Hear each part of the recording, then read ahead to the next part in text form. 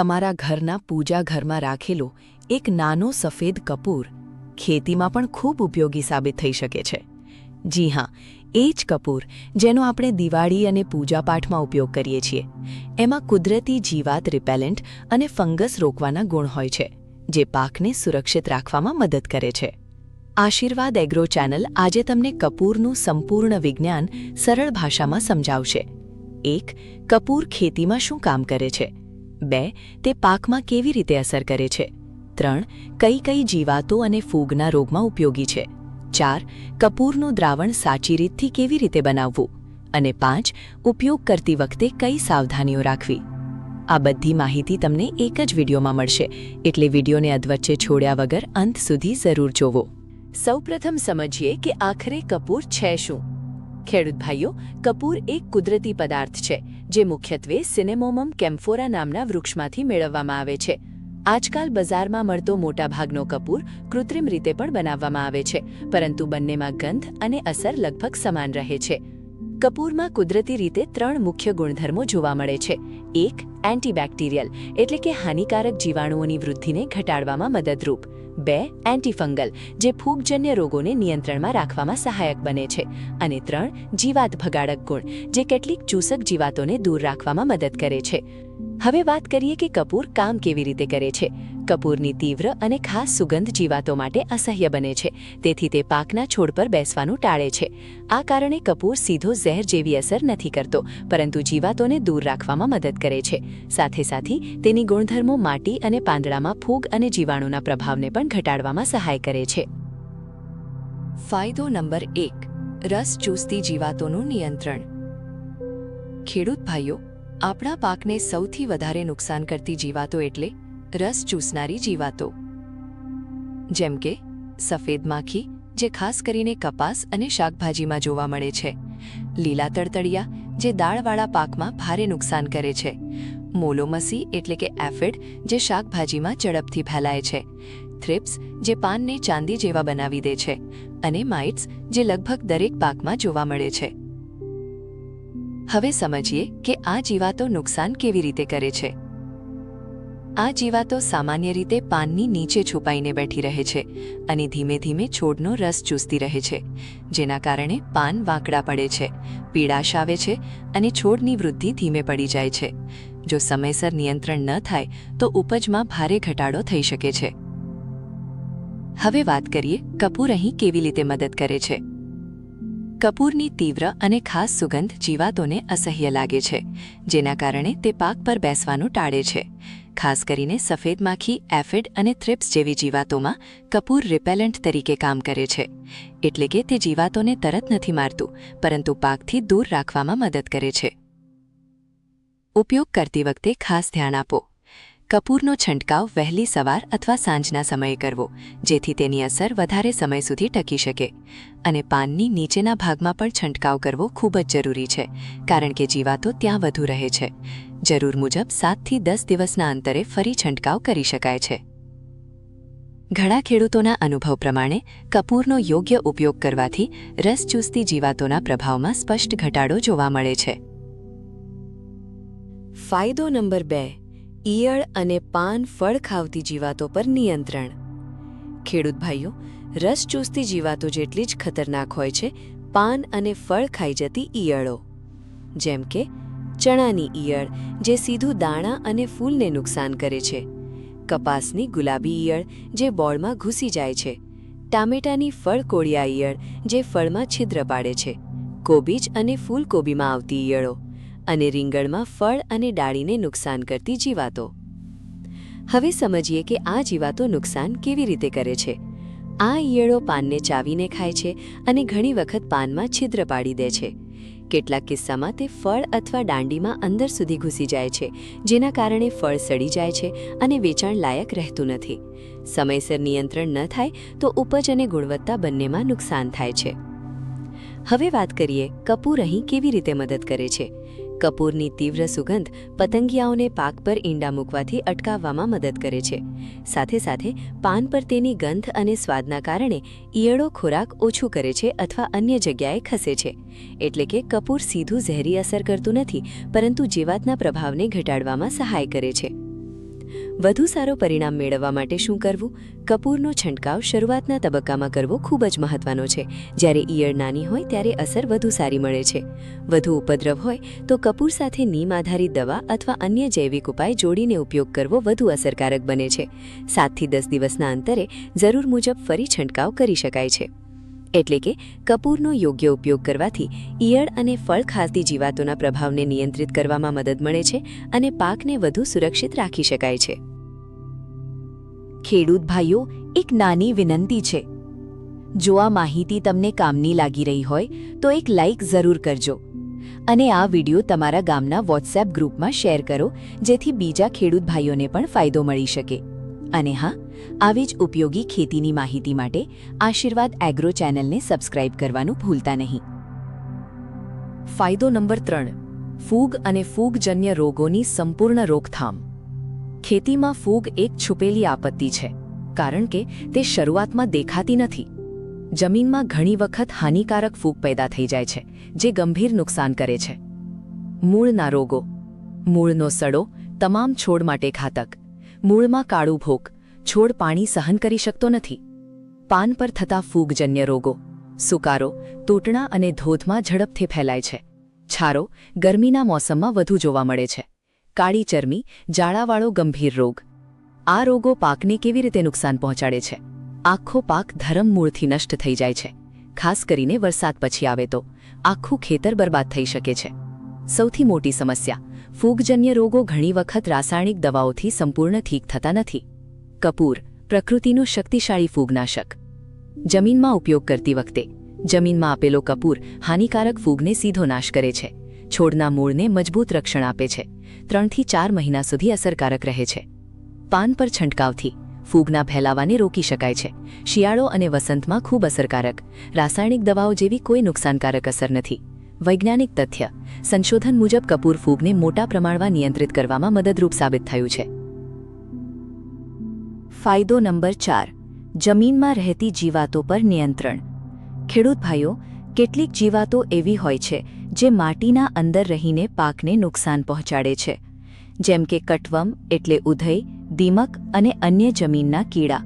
આ જીવાતો ખાસ કરીને નાની ઉંમરના છોડને વધુ નુકસાન કરે છે. તેમનું નુકસાન કેવી રીતે થાય છે?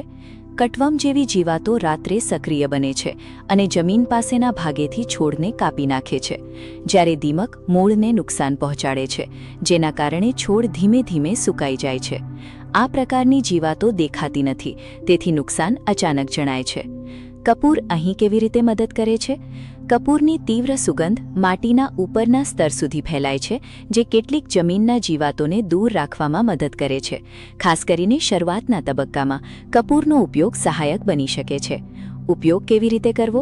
કપૂરનું હળવું દ્રાવણ બનાવીને છોડના મૂળ પાસે છંટકાવ અથવા ડ્રેન્ચિંગ કરી શકાય છે. વધુ ઉપદ્રવ હોય તો જૈવિક અથવા ભલામણ કરેલી દવાઓ સાથે સંયુક્ત ઉપયોગ વધુ અસરકારક રહે છે.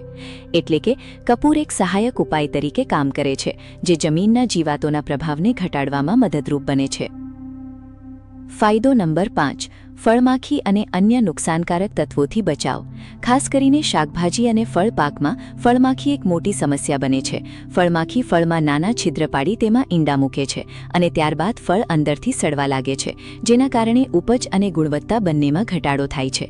સાથે સાથે કેટલાક પ્રાણીઓ પણ નુકસાન કરે છે, જેમ કે નીલગાય, જંગલી સુઅર, રખડતા પશુઓ અને ઉંદર પાકને ખાઈ કે તોડી નુકસાન પહોંચાડે છે.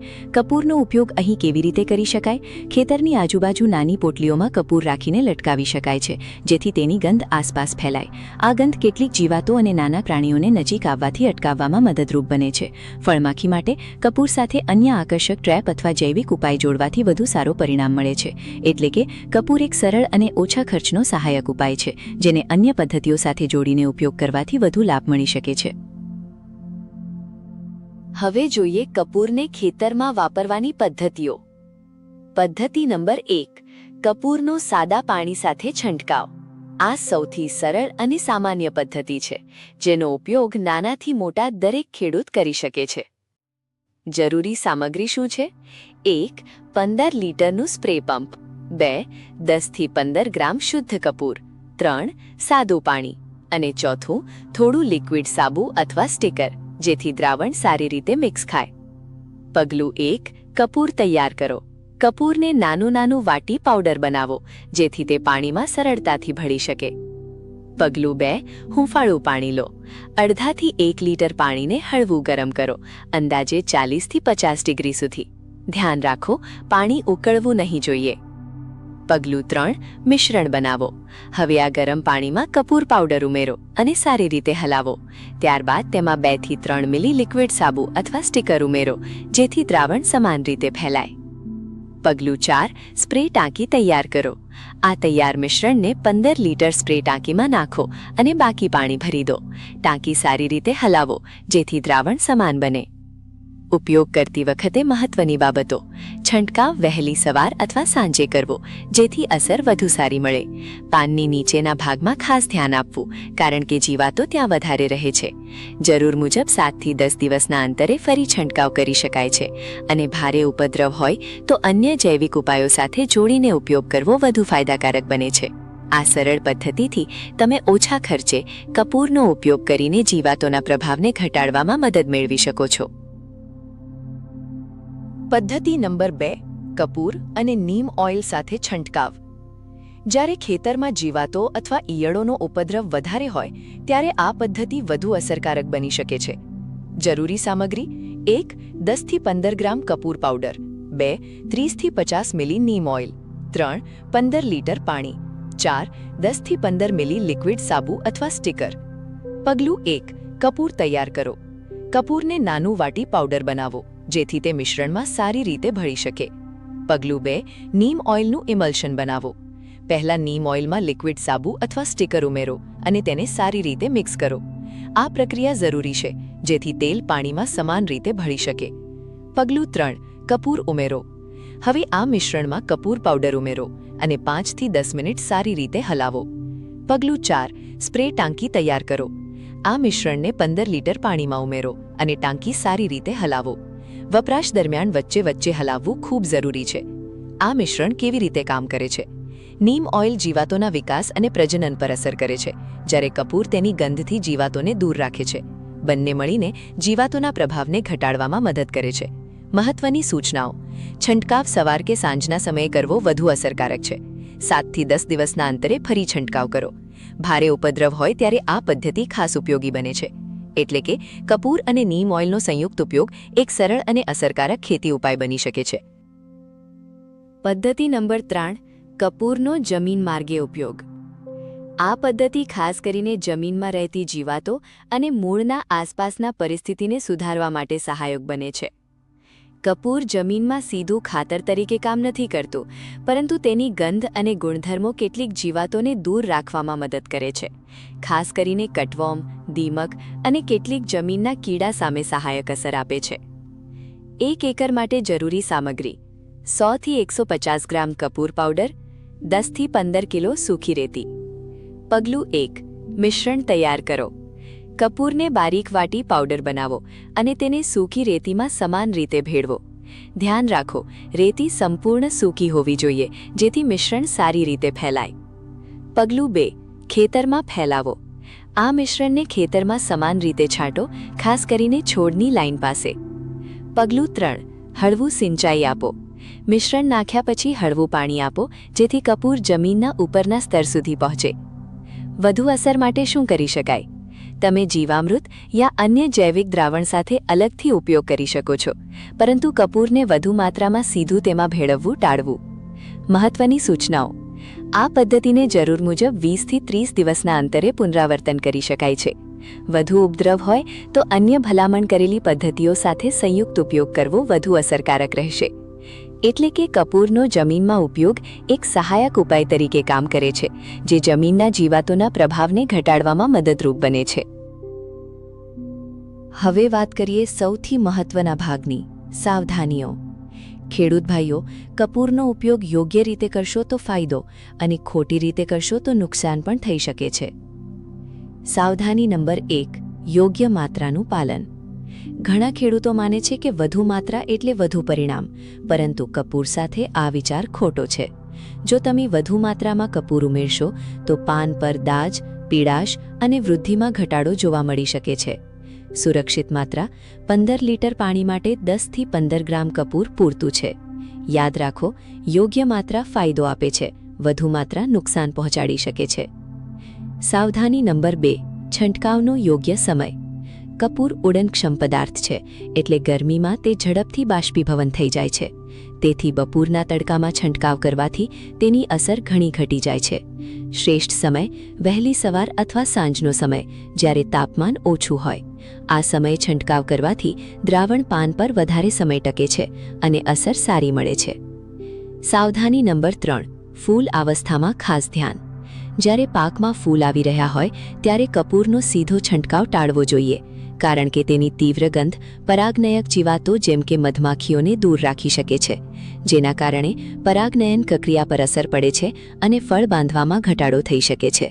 આવી સ્થિતિમાં જો જરૂર હોય તો જમીન માર્ગે અથવા હળવી માત્રામાં ઉપયોગ કરવો વધુ યોગ્ય છે અને ફૂલો પર સીધો છંટકાવ ટાળવો જરૂરી છે. એટલે કે યોગ્ય માત્રા, યોગ્ય સમય અને યોગ્ય રીત, આ 3 બાબતો ધ્યાનમાં રાખશો તો કપૂરનો ઉપયોગ વધુ સુરક્ષિત અને અસરકારક બની શકે છે. હવે વાત કરીએ કપૂરના સતત ઉપયોગથી મળતા લાંબા ગાળાના ફાયદાઓ વિશે. ખેડૂત ભાઈઓ, કપૂર કોઈ જાદુઈ ઉપાય નથી, પરંતુ યોગ્ય રીતે અને સતત ઉપયોગ કરવાથી ખેતીમાં સકારાત્મક બદલાવ જોવા મળી શકે છે. લાંબા ગાળામાં શું ફેરફાર જોવા મળે? નિયમિત અને યોગ્ય ઉપયોગથી કેટલીક જીવાતોનો દબાણ ધીમે ધીમે ઘટતો જોવા મળે છે. સાથે સાથે પાકના પાંદડા અને વૃદ્ધિમાં સુધારો અનુભવાઈ શકે છે, જો અન્ય ખેતી પદ્ધતિઓ પણ યોગ્ય રીતે અપનાવવામાં આવે. એટલે કે કપૂર એક સહાયક ઉપાય છે, જેને અન્ય જૈવિક અને સંકલિત પદ્ધતિઓ સાથે ઉપયોગ કરવો વધુ યોગ્ય છે. જૈવિક ખેતી તરફ એક પગલું. જો તમે ધીમે ધીમે રાસાયણિક દવાઓનો ઉપયોગ ઘટાડવા માંગતા હો તો કપૂર, નીમ આધારિત ઉપાયો અને જીવામૃત જેવા વિકલ્પો સાથે સંયુક્ત ઉપયોગ કરી શકો છો. આ રીતે તમે વધુ સુરક્ષિત અને સંતુલિત ખેતી તરફ આગળ વધી શકો છો. સંશોધન અને વ્યવહારુ સમજણ શું કહે છે? કપૂરનો ઉપયોગ મુખ્યત્વે તેની સુગંધ અને ગુણધર્મો માટે થાય છે, જે કેટલીક જીવાતોને દૂર રાખવામાં મદદરૂપ બને છે. પરંતુ તેને સંપૂર્ણ વિકલ્પ તરીકે નહીં, પણ સંકલિત જીવાત વ્યવસ્થાપનના ભાગરૂપે ઉપયોગ કરવો વધુ યોગ્ય છે. દરેક પાક, જમીન અને પરિસ્થિતિ મુજબ પરિણામ બદલાઈ શકે છે, તેથી સ્થાનિક અનુભવ અને સલાહ પણ મહત્વપૂર્ણ છે.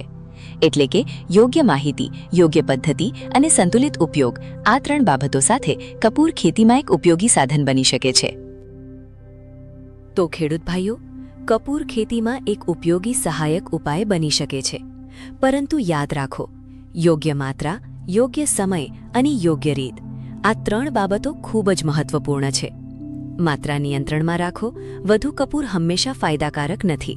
સવાર કે સાંજે છંટકાવ કરો, જેથી અસર સારી મળે. ફૂલ અવસ્થામાં સાવચેતી રાખો, જેથી ઉપજ પર અસર ન પડે. અને જરૂર મુજબ નિયમિત ઉપયોગ કરો, જેથી જીવાતોનું દબાણ ઓછું રહે. હલચમી દૃષ્ટિએ પણ કપૂરનો ઉપયોગ ઘણા કેસમાં ઓછા ખર્ચનો વિકલ્પ બની શકે છે. જો યોગ્ય રીતે ઉપયોગ કરવામાં આવે તો કેટલીક પરિસ્થિતિમાં રાસાયણિક દવાઓ પરનો ખર્ચ ઘટાડી શકાય છે. આશીર્વાદ એગ્રો ચેનલનું ધ્યેય છે ખેડૂતોને સરળ, ઉપયોગી અને તપાસેલી માહિતી પહોંચાડવી, ખેતીનો ખર્ચ ઘટાડવામાં મદદ કરવી અને વધુ સંતુલિત અને સુરક્ષિત ખેતી તરફ આગળ વધારવું. જો આ વિડીયો તમને ઉપયોગી લાગ્યો હોય તો લાઇક કરો, તમારા ખેડૂત મિત્રો અને વોટ્સએપ ગ્રુપમાં શેર કરો, ચેનલને સબસ્ક્રાઇબ કરો અને બેલ આઇકન દબાવો અને કોમેન્ટમાં તમારો અનુભવ જરૂર શેર કરો. આગળના વિડીયોમાં આપણે વાત કરીશું ખેતીના ખર્ચ ઘટાડવાના અને કુદરતી ઉપાય વિશે. જય જવાન, જય કિસાન. ધન્યવાદ.